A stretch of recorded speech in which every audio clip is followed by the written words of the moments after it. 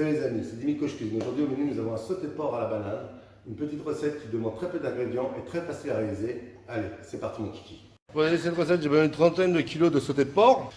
J'ai besoin de 5 kg d'oignons, de 3 à 4 kg de bananes, d'un petit peu d'ail que voilà, piment d'Espelette, sel, poivre, un fond blanc de veau, du vin blanc, un petit curry fort super sympa, l'huile d'olive, quelques feuilles de laurier et enfin de la farine. Donc là, j'y mets une bonne quantité d'huile d'olive.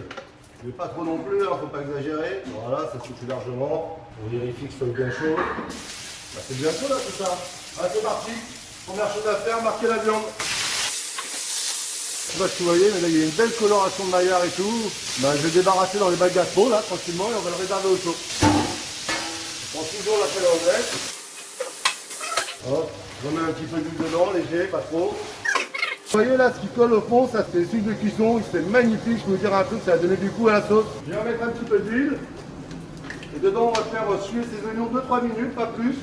Hop là, donc de 5 kg.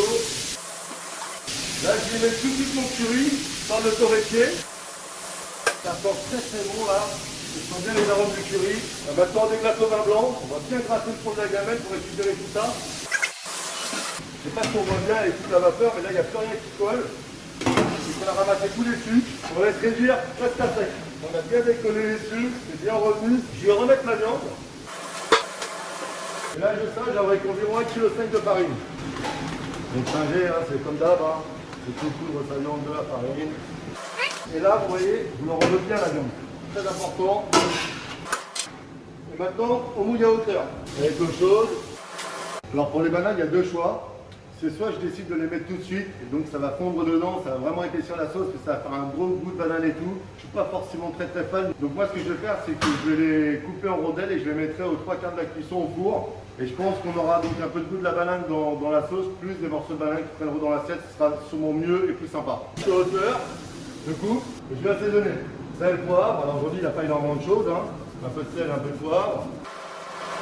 Bon, vous me connaissez maintenant, j'ai incorporé une petite pointe de piment d'Espelette là pour relever tout ça. Léger, par contre léger avec le curry fort là, ça va être suffisant. Je vais mettre mon ail. Bon, je pourrais me servir d'un petit mixeur. Mais le truc c'est que ici les mixeurs ils font des tailles monstrueuses quoi, donc à la main c'est mieux. Bon non, un instrument adapté c'est quand même mieux. Voilà, ça c'est fin là. Donc c'est parti, là je vais en mettre une dizaine de gousses d'ail. J'ai incorporé mon petit fond de veau, comme d'hab, je récupère du jus. On va délier tout ça là-dedans.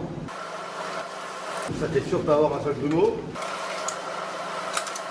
Plus qu'à débarrasser et à mettre au four. 160 degrés, 1h30. Moi je préfère une fois que de laisser coller au four. Déjà je sens que ça colle un peu au fond là. Et j'ai pas envie de gratter. On débarre. Au four. 160. On ira contrôler ça dans 1 heure tranquillement. Et puis on incorporera nos bananes vers 1h15, 1h30 de cuisson. On va laissera cuire un petit quart d'heure, 20 minutes, ça ira très bien pour le service. Donc pour la banane, je prends pas la tête. Hop, et là vous voyez, je la coupe en biseau là, comme ça. Hop, pour avoir une belle forme dans le plat. Voilà, c'est parti. Donc ça prend pas longtemps et on va surtout très vite parce que la banane ça s'oxyde quand même très vite. Et bah écoutez, là je vais mettre mes bananes dedans, je vais les répartir dans les 4 bacs de cuisson. On mélange. C'est quand même pas mal du tout là tout ça, ça sent super bon. Il n'y a plus qu'à vérifier l'assaisonnement. Je vais prendre un petit morceau de viande, un petit morceau de banane. Fantastique, c'est magnifique. Ah ouais, c'est une tuerie, c'est magnifique. Ça déboîte et c'est pas sorti de sa boîte. On sent le petit goût de la banane là, qui vient derrière, légèrement sucré là, tout ça, avec ce petit curry, ça va très bien ensemble, c'est une très bonne association. Bah, je peux vous dire un truc, je pense que les gamins aujourd'hui vont s'éclater. N'oubliez pas de cliquer sur le petit triangle qui apparaîtra sous la vidéo qui vous donnera le menu déroulant avec la recette pour 200 personnes aussi pour 88 personnes. Bah écoutez les amis, je vous dis à bientôt pour une nouvelle recette de Dimico Cuisine. À bientôt les amis.